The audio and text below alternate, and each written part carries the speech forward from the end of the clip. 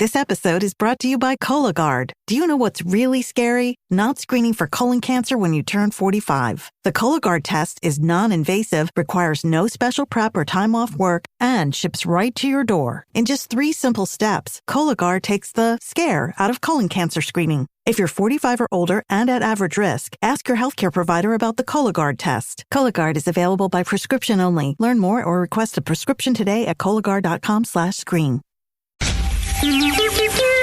It's the 77 WABC News Hour. Talking the news with Noah Layden. All the news you need to know with Joe Nolan, traffic, Justin Ellick, sports. And now, Talking the news with Noah on 77 WABC. Yes, that's me. Good morning. It is Thursday, March 19th. Your forecast from the 77 WABC Weather Center. Going to see some snow showers this morning. Sun reappears this afternoon, the high 46. And then tonight and overnight, cloudy, low 37. Friday, warmer. I like this. Sun and clouds, high 57. If you are walking out the door with us right now, 27, partly cloudy, Valley Cottage up in Rockland County. It's 28 and partly cloudy in Ridgewood over in New Jersey. And it's 29 and partly cloudy right outside our Midtown studios. This is the Top 5 at 5. It's been a busy day and night over the skies of Tehran on day 20 of the war. A frightening nursery school break-in on Long Island. Cops searching for a bank robber who's not too good at it. It seems subways are more crowded thanks to congestion pricing. And you could be a member of the Bushwick Trash Club, if you like. All right, let's get into it at 5:01. We'll start with a story from last night. 2 17-year-olds, a boy and a girl, slashed aboard a BX-12 MTA bus. This was in the Fordham section of the Bronx last night. Officers responding to the stop at East Fordham Road, right at Valentine Avenue, about 8 o'clock. Citizen app footage shows EMS treating one victim inside the bus shelter. The boy apparently slashed in the neck and the hand, while the girl suffered a slash wound to the hand. They're going to be okay, so that's the good news. They were taken to St. Barnabas Hospital. No word on a motive for the attack, and police say they have made no arrests. While we're in the Bronx, frightening moments on Grant Avenue, right in the concourse section. Several people overcome by carbon monoxide in their apartment building. FDNY believes the carbon monoxide leak was caused by a broken boiler. 7 people were looked over. Them 2 are in serious condition this morning. Today, companies responded to a EMS run for a medical response. Upon arrival, they found high carbon monoxide levels throughout the building. The companies searched the remainder of the building, found a total of 7 individuals.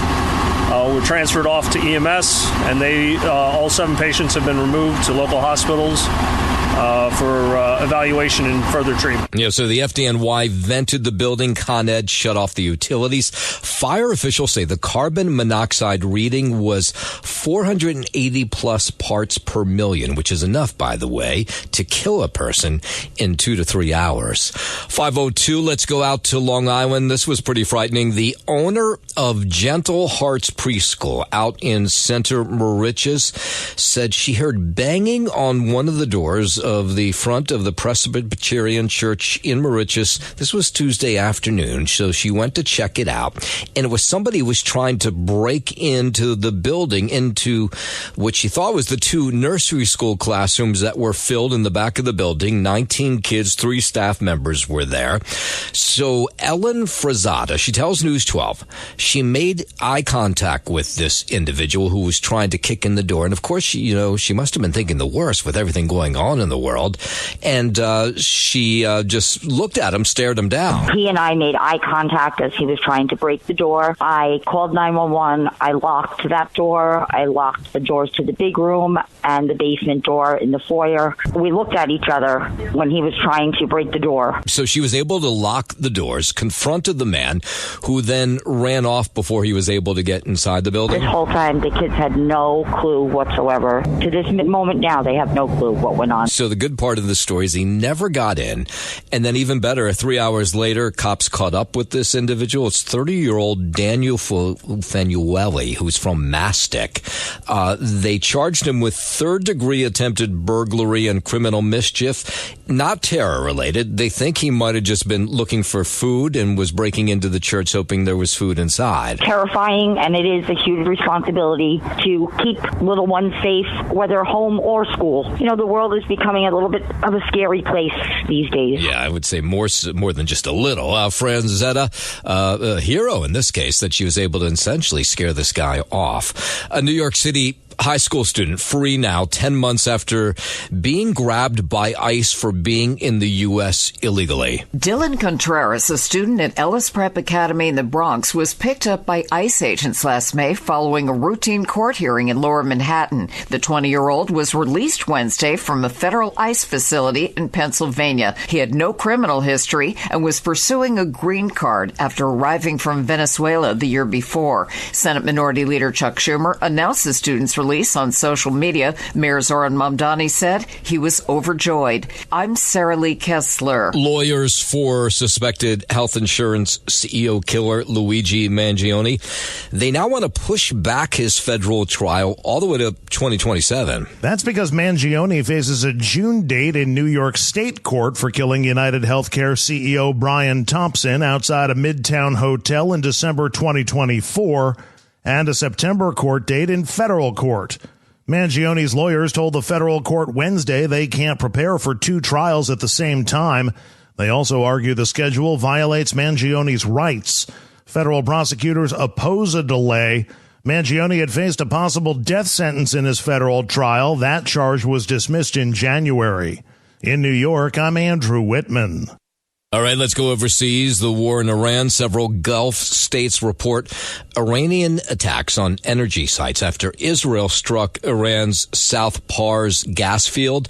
So tensions between Iran and its neighbors, they're growing. Qatar ordering Iranian security and military attaches to leave after Iranian missiles caused extensive damage to its main gas facility yesterday. Saudi Arabia says they have little trust, and the little trust that they had in Iran has completely shattered over the last 48 hours. Israeli warplanes overnight, they struck a bunch of towns in Lebanon looking for Hezbollah fighters. The war in Iran now day 20. White House Press Secretary Caroline Leavitt giving an update. We've now actually struck more than 7,800 targets. More than 120 Iranian naval ships are at the bottom of the ocean, have been sunk by our great military. Now, there's no clear word on which nations, if any, will bring help to the situation in the Strait of Hormuz, or bring it under control anyway. The narrow waterway that normally sees about a fifth of the world's oil supply pass through, but Iran has effectively shut it down as a result of Operation Epic Fury. The sheer lethality and power of the U.S. armed forces is on display every single day as they continue to meet these objectives and obliterate the rogue Iranian regime and their ability to threaten the United States of America, our allies, and the Middle East. WABC News Time 5:09. Vice President J.D. Vance says President Trump will soon announce actions aimed at lowering gas prices in the U.S. They're up almost $1 since the war began 20 days ago. We're working on a number of things. In fact, a couple of things that I think will be announced in just the next 24 to 48 hours. I don't want to get ahead of the president on that, but we recognize this is an issue. We are fighting against it. Yeah, so the national average for a gallon of regular, that's climbed to $3.84. But here in the tri-state, in a lot of places, you're paying more than that. And we're doing everything that we can to ensure that they stay lower. I will say, the president said this, and I certainly agree with it. This is a temporary blip. 5:12. We'll go back down to Washington, where the confirmation hearing for President Trump's pick to replace Kristi Noem as the Department of Homeland Security chief is over. Republican Senator Markwayne Mullin, he's from Oklahoma, did not face a lot of pushback before the Senate Homeland Security Committee, except for one exchange with a fellow Republican, Senator Rand Paul of Kentucky. You told the media that I was a freaking snake, and that you completely understood why I had been assaulted. I can understand why the neighbor did what he did. I got to be honest, this was kind of fun to watch. Mullen and Paul had been feuding for some time. You might remember Senator Paul was attacked by a neighbor back in 2017, and Mullen didn't deny what he said he thought he was a snake in the grass and that he deserved essentially to be beat up by his neighbor. So Rand Paul took this occasion to get back at Mullen. this. Explain to the American public why they should trust a man with anger issues to set the proper example for ICE and Border Patrol agents. Seems like you fight Republicans more than you work with us. We can have our differences. It's not going to keep me from doing my job as Secretary of Homeland Security. And if he says the violence that happened to me, where I had 6 ribs broken, my lung damaged, part of my lung removed, 2 pneumonias, if he thinks that's justifiable and he can readily understand it, he can completely understand it, I think that makes him unacceptable and unfit to hold office. Yeah, it won't matter if he doesn't get Paul's vote, which it's clear he won't. That'll get confirmed either way. He was given a chance, and I doubt any sincerity. Oh, he's talking about here. He's asked for an apology from Mullen, but he says he doesn't think he'll ever get one. He was given a chance, and I doubt any sincerity that you come back and add up the votes and you don't have enough vote. So I can't imagine that he would. And he's actually very proud of endorsing the violence against me. Yeah, all right. 514, illegal immigration in Texas has turned into a trickle, but it's still happening. More from a National Intelligence Director, Tulsi Gabbard, says they're concerned who's coming across the border. Since January, U.S. officials have only had a handful of encounters at our borders with individuals associated with terrorist groups. Yeah, so it's impossible to tell who's coming over or where they're coming from. That information has been removed from a public-facing dashboard that's been run by Homeland Security. The National Intelligence Director, Gabbard, says that since January, there have been a handful of encounters involving individuals associated with terror groups. Our interagency coordinated efforts continue to identify, locate, and remove known or suspected terrorists. Yeah, enough of those hearings down in Washington. In a moment, we'll head over to the airports where the partial government shutdown still playing havoc with people who are trying to fly out for business or the holiday. Let's first, before we get to that story, we'll head over to the 77 WABC Sports Desk. And good morning, Justin Alec. Good morning to you, Noam Layden. Start here in Brooklyn. Nets lost 121-92 to the visiting OKC Thunder. Jalen Wilson had 15 points off the bench. Rookie Nolan Traore was the lone starter in double figures, 13 for the Nets, who have lost their last 5 games, 15 of 17. Leading scorer Michael Porter Jr. missed his 4th straight game with that bad ankle. Prior to the game, Coach Jordi Fernandez announced that rookie Igor Demon had undergone a non-surgical procedure to treat the plantar fasciitis on his left foot.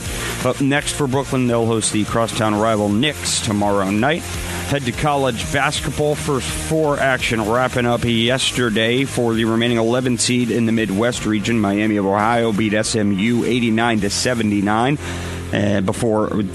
Before I should say, Prairie View A&M beat Lehigh 67-55 for the remaining 16 seed in the South region. First round action in the NCAA men's basketball tournament gets underway today and tonight.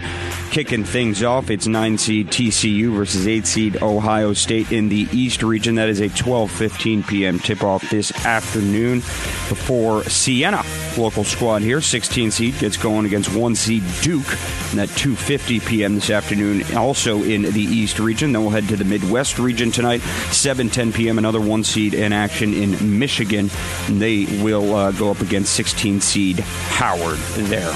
Final from the Garden last night on the ice. Rangers getting doubled up there by the Devils, 6-3. They're back at it tonight out in Columbus against the Blue Jackets at the 7 p.m. start there. And the Islanders, they're back on the ice as well tonight in Ottawa against the Senators, also at 7. That's your sports. No, I'm Justin Ullich on 77 WABC. WABC News Time 519 continues to be just a total mess at the airports across the country amid this partial government shutdown. TSA staffers not getting a paycheck. Many quit.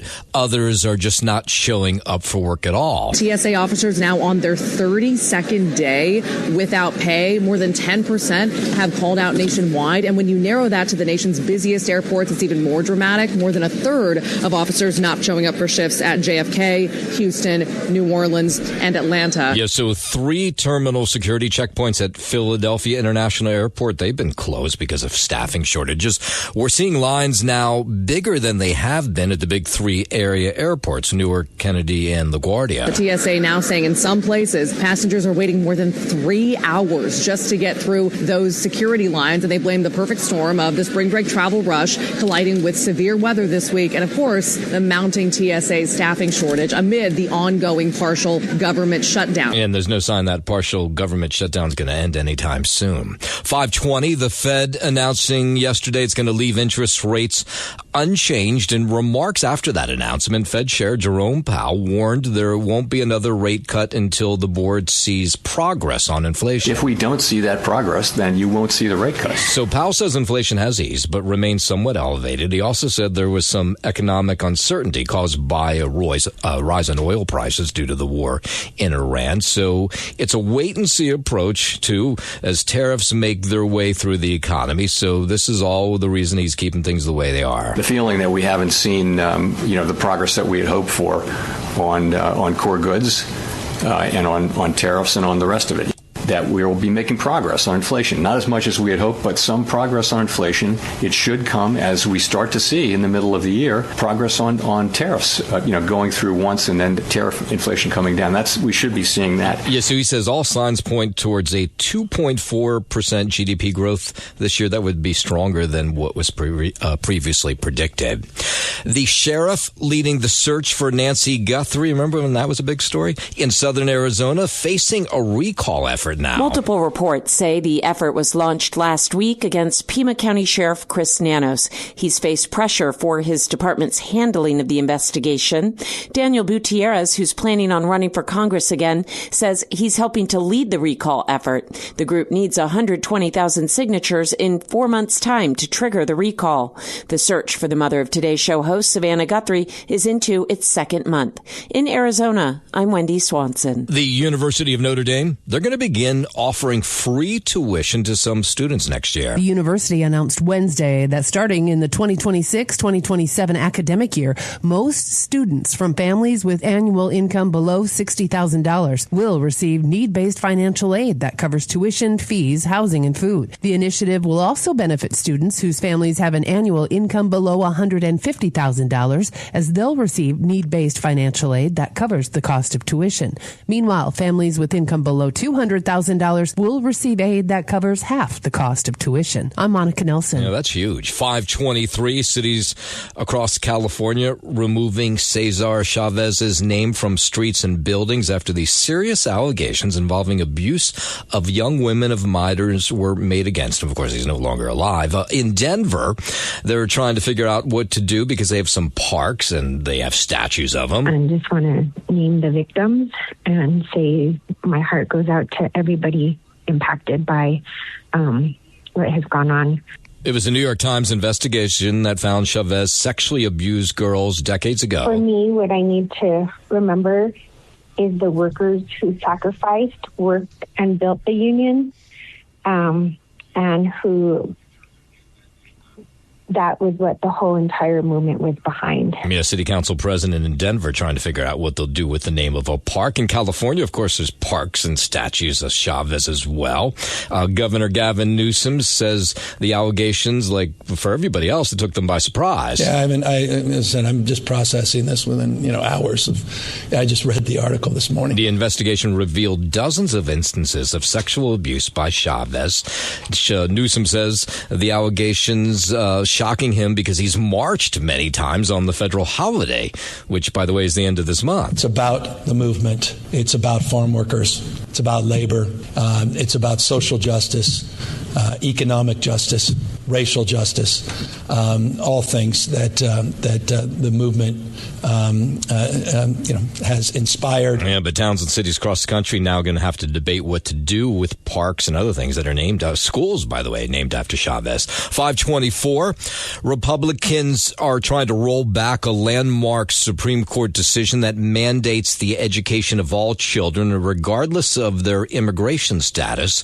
Texas Congressman Chip Roy claims that it's bankrupting schools. Nationwide, the cost to help alien school children learn English through limited English proficiency programs is $78 billion annually. So Democratic opponents called the move bigotry, suggested during Capitol Hill hearing that it would create the uneducation subclass in the country that would be eventually an economic burden. It's time for Congress and the courts to address the glaring failures of this court decision and finally alleviate Texans and Americans alike from this burden. Accessing public education is not a fundamental right, explicitly or implicitly guaranteed by the Constitution. Yeah, so Roy says it's costing school districts billions of dollars to teach English to kids who grew up speaking another language. 525, San Diego Congressman Mike Levin introducing a bill that would stop people from betting on wars. He's backing a House version of the Death Bets Act, a proposal that would shut down prediction markets that let users gamble on violent conflicts and loss of life. And the fact that they're betting on literal life and death, war and peace, I just think that it's fundamentally wrong. War is not a commodity. He says the measure has bipartisan interest because nobody wants markets that profit off of human suffering. When you have people who might have access to material, non-public information about war and peace, about life and death, they should not in any event be using that information to line their pockets. Yeah, so the bill aims to close these loopholes that allow the online platforms to turn global turmoil into a money-making game for traders. 526, the weather radio that's gathering dust in your house may soon get a second life. A House committee approved a bipartisan bill Wednesday to upgrade the nation's weather radio network. The measure aims at improving warning coverage in rural and remote areas during tornadoes, flash floods, and other emergencies. Lawmakers say millions of Americans can lose access to alerts when cell service and internet service go down, leaving weather radio as one of the last accessible systems for emergency warnings. I'm Tammy Trujillo. All right, this might be the strangest tease I've ever done. If you're hot for your first cousin, in a moment, I'll tell you where you need to move to. But first, 527, traffic transit on the 7s. Here's Joe Nolan. From the Apple Bank Traffic Desk, good morning, everybody. And we do have a lot of heavy traffic coming inbound on the Gowanus BQE now from 65th Street right up to the Prospect Expressway. Some construction. The two left lanes are going to be out of service as you get through there. So, again, you got problems as you travel inbound on the Gowanus BQE. It is all jammed up this morning as you head inbound. Now, other than that, we're really not doing too badly. In fact, we're doing very, very well as you start to head out onto the LIE now. The earlier problem out by the Clearview has been cleared. However, you are going to be looking at some slow traffic now starting to come through Queens Boulevard, but that isn't anything out of the ordinary. Belt Parkway looks pretty good. A couple of little stop and go once you come off of the Cross Island and start to head into Kennedy Airport. No big deal, really, at least not yet. Up in the Bronx, everything seems to be in pretty good shape. Inbound at the George Washington Bridge, you're slow on the New York side, and then inbound at the Lincoln and Holland tunnels, really only very minor delays at this point. Up in Westchester, all the parkways coming southbound of the Cross out to the Cross Bronx looks pretty good. You do have just a minor delay up on the New York State Thruway southbound coming through the Palisades Parkway, but other than that, just a little bit of a brake check. Other than that, we're doing very well to the Tappan Zee. No issues up in Connecticut on the Merritt Parkway or the New England Thruway, New York State Thruway combination. And mass transit at this point. New Jersey Transit trains the 819 out of Jersey Avenue due in New York at 924. That train has been canceled. But all in all, a pretty good morning and alternate side is in effect. For navigating traffic, you trust me. For navigating finances, I trust Apple Bank. It's been part of this community for over 160 years. Visit any of their over 75 branches in New York and New Jersey or applebank.com. Member FDIC, equal housing lender. I'm Joe Nolan with traffic on Talk Radio 77 WABC. WABC News Time 529. I have a lot of attractive first cousins, but I would never think in a million years that I would want to marry them. But first cousins are still legally allowed to get married in Florida. It comes after lawmakers failed to pass a bill in the state Senate that would have banned incestuous marriage for any purpose beginning July 1st, 2026. Florida is one of more than a dozen states where marrying your first cousin is legal. Really? But most of the U.S. has banned such marriages. State Congressman Dean Black told Florida's Action News Jack that he expects another vote on the same issue sometime in the future. I'm Monica Nelson. I know it happens, but yeah, weird. Iran negotiating with FIFA to move its World Cup games out of the U.S. That's according to a message from the president of the Iranian Football Federation shared by the Iranian embassy in Mexico on social media. This comes after President Trump has made comments saying he doesn't believe it would be appropriate for Iran to take part in this summer's tournament. Iran is set to begin the tournament with 2 matches in Los Angeles. They're also scheduled. It's the 77 WABC News Hour. Talking the news with Noam Laden. All the news you need to know with Joe Nolan, traffic, Justin Ellick, sports. And now, Talking the News with Noam on 77 WABC. Yes, that's me. Good morning. It is Thursday, March 19th. Your forecast from the 77 WABC Weather Center. Snow showers this morning. We'll see some sunshine this afternoon, high 46. And then tonight and overnight, cloudy, low 37. Better for Friday. Sun and clouds. The high's going to be 57. If you're walking out the door with us right now, so happy you are. 27, partly cloudy in Valley Cottage up in Rockland County. 28 and partly cloudy in Ridgewood over in New Jersey. And it's 29 and partly cloudy right outside our Midtown studios. WABC News Time 5:41. Prison officials upstate at the Marcy Correctional Facility detailing how someone over the weekend used a drone to drop a package containing knives, a cell phone, and drugs onto the grounds of this upstate prison. The staff at Marcy Correctional says it happened sometime early Saturday morning. They saw the drone fly onto the prison grounds, drop a package. Initially, they thought maybe it was a bomb because wires were protruding from it, so they called in the bomb squad. Once the bomb squad said, no, not a bomb, they opened the package up. It contained 2 8-inch knives, a cell phone, chargers, and 530 grams of synthetic marijuana. So good job done by the prison staff who figured out what was going on here. Being able to interdict this contraband, I'm very thankful for the staff, and we have, saved countless people from being involved in violence within the institution. Yeah, well, they're getting creative. Correction officers say the synthetic marijuana was labeled Candy Crush, Blue Nerds, and Lemonade. That's the street name of what that synthetic compound used on that green leafy substance was. All right, so while they were able to grab all the contraband that was dropped onto the grounds, they don't know what happened and whose drone it was. They actually found the drone outside of the grounds. Investigators now trying to figure out who was piloting it. So far, they have not been able to do so. 5:43. If the subways feel a whole lot more crowded than last year, it's because they are. A new report from the Permanent Citizens Advisory Committee to the MTA found ridership grew from 1.2 billion passengers in 2024 to 1.3 billion in 2025. That's a 7.7% increase.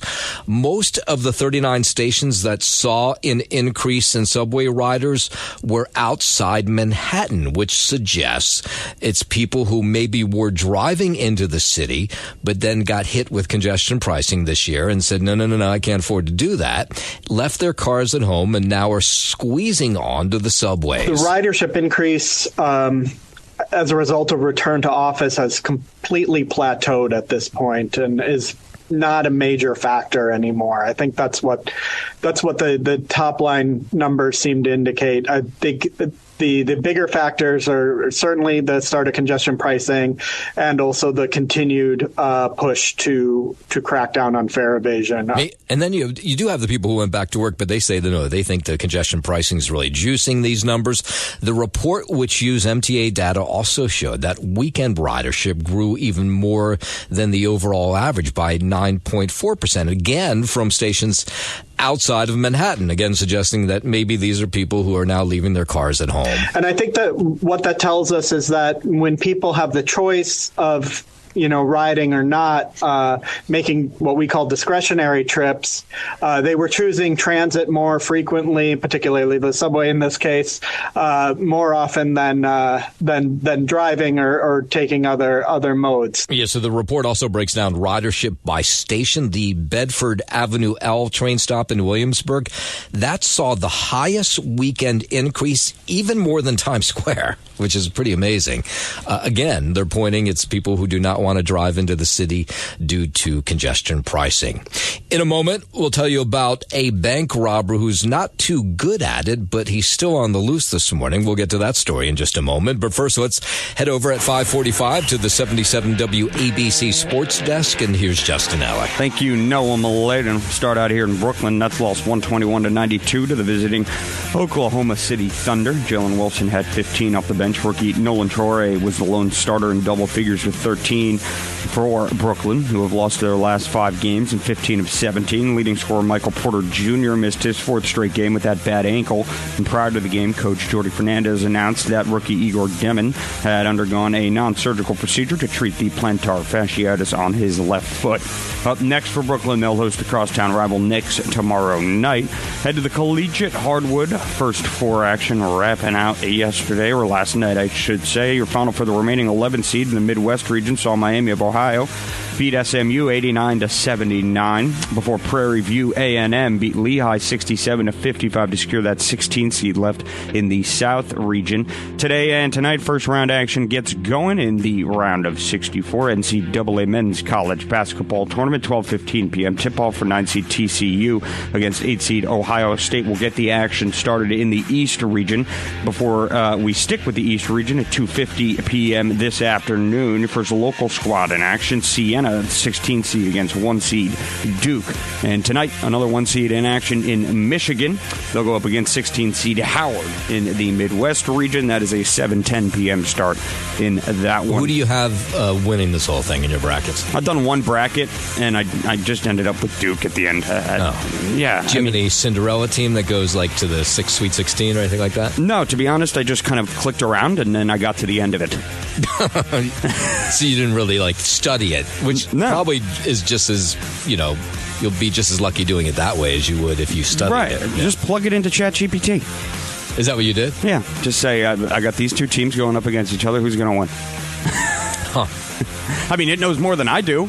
It's scanning the entire internet in 15 seconds. Yeah, but I would imagine there's a lot of other people doing the exact same thing. Yeah, of course. You just keep doing that over and over again. You fill out 15 brackets. One of them's got to be kind of close, no? Nobody's ever gotten it right all the way, correct? That's never happened in the history of gambling. No, it happens. They got every single game right? Perfect brackets? Yeah, there's never been a perfect bracket. I would imagine it's happened. No, I don't think it's happened. Really? No, I don't. I would double check that. Because I remember people have offered like $1 million if someone's able to do it, and nobody's been able to do it. Ever? I don't think it's ever happened, no. Wow. All right. I got to look I'm that like up. almost 100% sure. I don't believe you. I mean, that's fine. I understand why you wouldn't believe me, but... All right. We'll double-check that, Nolan. We'll have to fact-check. All right. But, okay, we'll take your word for it for the time being. Rangers on the ice last night. They got doubled up by the Devils 6-3. Back at it right there tonight in Columbus against the Blue Jackets. 7 p.m. start there. Islanders back in action as well up in Ottawa against the Senators. That starts at 7 as well. That is your Sports Gnome. I'm Justin Ellick on 77 WABC. WABC News Time 5:49. I will point out that I am correct about this. Nobody has ever officially documented a perfect NCAA tournament bracket. Roughly 70 million brackets filled out every year. The odds of picking all 63 games correctly are estimated at 1 in 9.2 quintillion, making it one of the hardest feats in sports. The closest anybody's come is 49 consecutive correct picks. So I just want to point out, let me pat myself on the back, that I had that information correctly. Yes. NYPD cops, they are on the hunt for a man wanted in a series of bank robberies in Manhattan, Queens, Brooklyn, and the Bronx.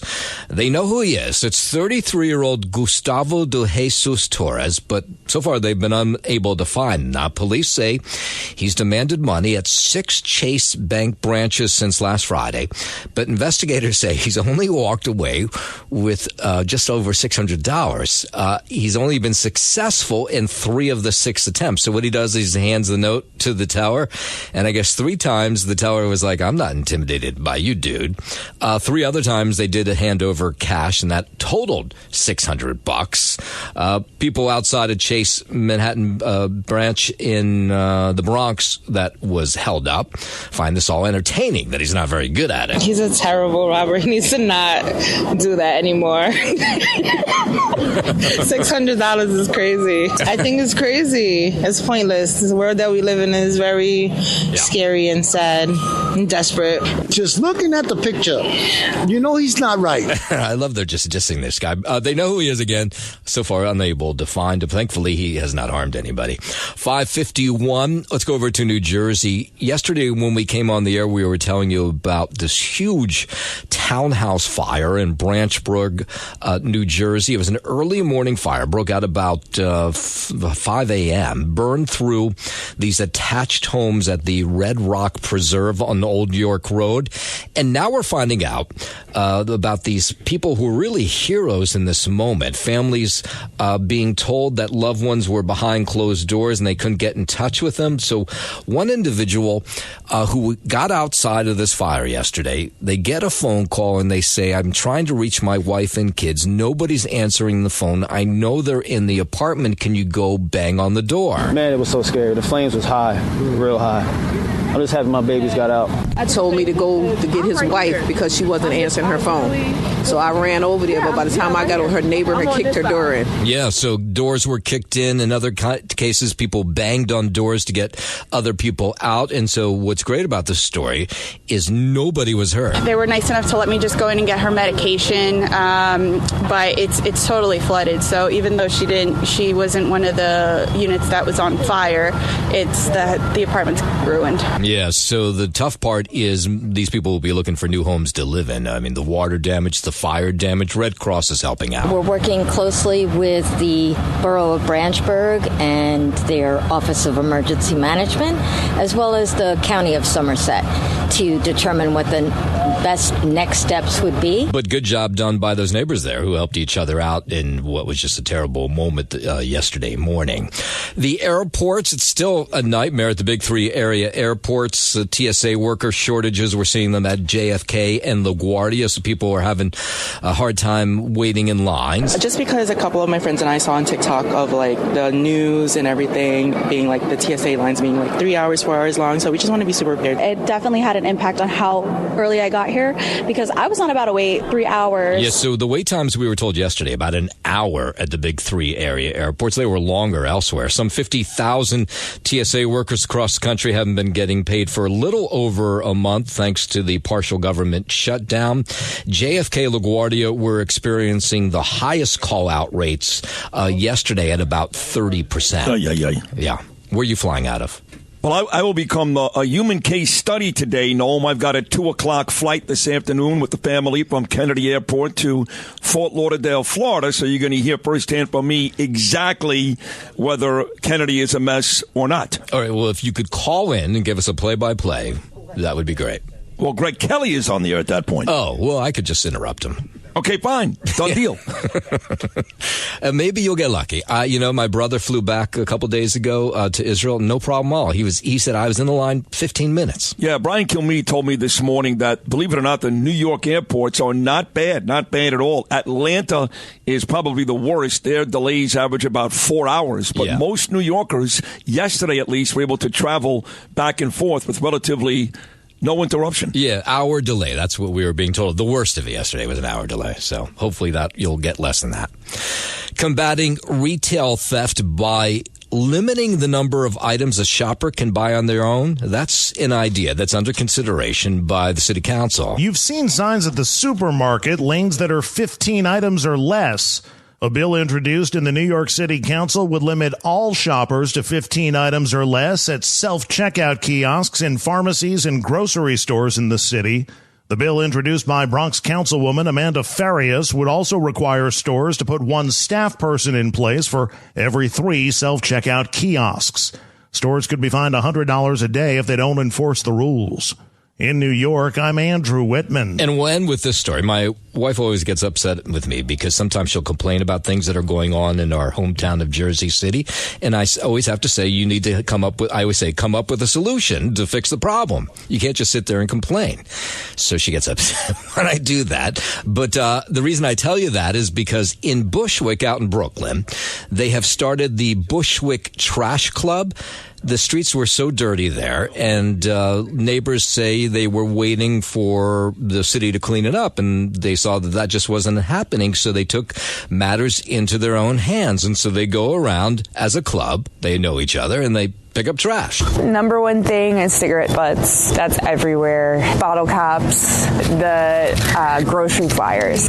Yeah, so they're armed with gloves, those grabbers, trash bags. The original person who started this, her name is Erin McHugh. She's known as the Bushwick Trash Lady. Now, don't think like homeless. Think somebody who's trying to make the neighborhood a whole lot cleaner. I think contribution and your activism can happen at any scale. Yeah. And so whether it's really on a macro scale that you're doing something in Washington, D.C., or if you're just coming out in the community doing something, it was just really encouraging to see other people feel inspired to come out. So if you go to this Bushwick neighborhood today, the streets will be clean. And they say normally sanitation department comes once a week to clean things up, but that just hasn't been enough. And they said, okay, we'll just do it ourselves. I realized very quickly after moving here that it isn't the city's job, or at least the city wasn't cleaning it up, and it wasn't going to get done unless being annoying.